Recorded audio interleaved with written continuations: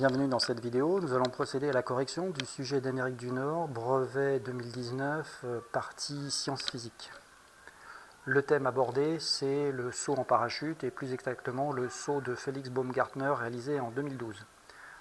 On nous présente deux documents pour nous rappeler que Felix Baumgartner a sauté d'un ballon sonde rempli d'hélium à une altitude de plus de 30 km. En ce qui concerne les documents fournis, on a un premier graphique avec la vitesse en ordonnée et le temps de chute en abscisse. Puis nous avons une chronophotographie qui nous propose les positions, ou plus exactement les altitudes occupées par Felix Baumgartner toutes les 10 secondes. Au niveau de la première question posée, on nous demande de déterminer à partir du document 1 quelle est la nature du mouvement. Nous allons nous placer sur le document numéro 1 et nous allons regarder dans le détail ce qui s'est passé. Dans une première partie, on s'aperçoit au niveau du graphique que la vitesse a augmenté. On a donc en fait une vitesse qui augmente, on qualifie cela de mouvement accéléré, une accélération. En ce qui concerne la deuxième partie du mouvement, on s'aperçoit que la vitesse décroît. La vitesse est de plus en plus petite, on a affaire à un mouvement ralenti. Le passage de l'un à l'autre se fait aux alentours de la 50e seconde. Donc il faudra choisir une proposition où on a accéléré dans un premier temps et on a un ralentissement dans un deuxième temps. Quand on regarde les différentes propositions, on s'aperçoit que la proposition A est celle qui correspond. À la deuxième question, on nous demande sans calcul de retrouver cette proposition-là. Utiliser le deuxième document, c'est donc utiliser la chronophotographie.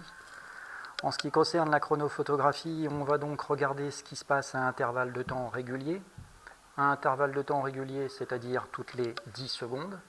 Et on s'aperçoit que toutes les 10 secondes, la distance parcourue par Felix Baumgartner augmente dans un premier temps.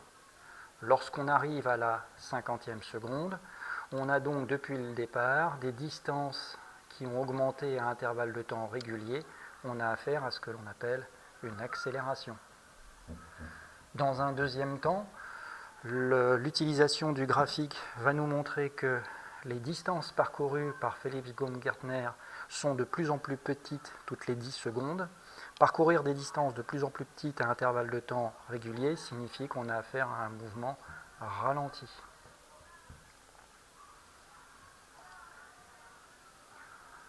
La question suivante porte sur les actions qui s'exercent au niveau du parachutiste. Il va falloir indiquer pour chacune des actions de quel type elle est. Alors, en ce qui concerne la première de ces actions, on nous parle de l'action de la Terre. Il n'y a pas de lien physique entre la Terre et le chuteur, autrement dit, on a une action qui s'effectue à distance. En ce qui concerne les mouvements dans l'air, les frottements de l'air, c'est une action de contact. Il y a bien un contact direct entre l'air et le chuteur. En ce qui concerne la question suivante, on va nous demander d'estimer l'ordre de grandeur de la vitesse maximale atteinte par Felix Baumgartner. On va donc se placer sur les documents et on va exploiter les documents. La vitesse maximale va être atteinte lorsque l'on est à la 50e seconde, ça c'est le document 1 qui nous l'indique, et quand on projette sur l'axe vertical, on s'aperçoit qu'il y a absence de valeur. D'ailleurs, le sujet précise que les valeurs sont volontairement absentes. Il va donc falloir utiliser le document numéro 2 pour trouver la réponse. On va se placer à la 50e seconde.